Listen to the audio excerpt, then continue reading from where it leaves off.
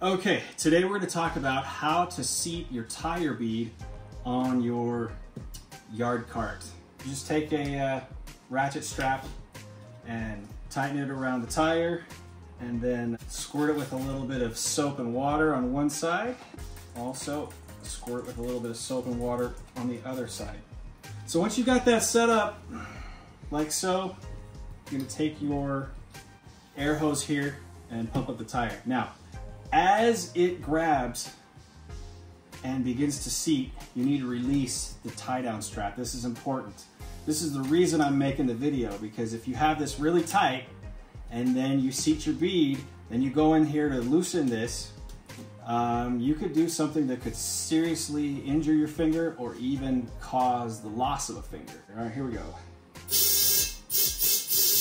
Okay, so I can feel that it's leaking on this side. So in that case, you just take your handy tie down strap. Let's tighten it up a little further, right? Let's give it another squirt of air. Not quite there. In addition to tightening it, you can sort of just see, maybe you can just get it to seat on there, get that bead to seat just by positioning the tire well. Let's give it another squirt. Okay, so that I can feel the air actually hitting me underneath, so I know that we're just not seated on there. So we tightened it up again. Let's try it again. We're still not working. Give it another pull. Let's go again. I think it's gonna do it this time. Yeah, okay. So it started to seat. Now this is the most important part right here that you don't really want to mess up on as you go to release. Just keep your fingers, keep them out of here. That's the big thing, right? So I was back here, I know that I'm safe. Now at this point, it's okay for me to put my thumb in there because there's really no tension on the strap.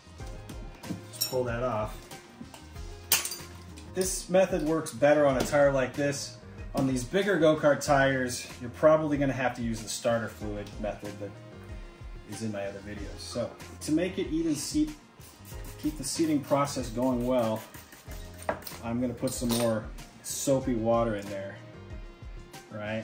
Spin it around, get that water in there to lubricate, really help that tire seal on there. One of the things that I spent a lot of time doing off camera was sanding down the surface just to do everything I could possibly think of to get those beads to seat, because if you don't, you'll have a slow air leak and you'll be constantly refilling your tires. So, all right, we're gonna give it a squirt. At this point, I put the tire down here. I do this because if it pops and something goes flying, I don't need it exploding in my eye. And maybe even it would be wise to wear safety glasses. And I don't fill it up like all in one shot. I just kind of give it a squirt, wait. We're gonna hear a loud pop any second here. Let's go again. Here it comes. There's one. You don't want to put your fingers in here. Keep the fingers away. Keep the eyes protected, or at least don't have it right up in your face. Here it comes. And there we are.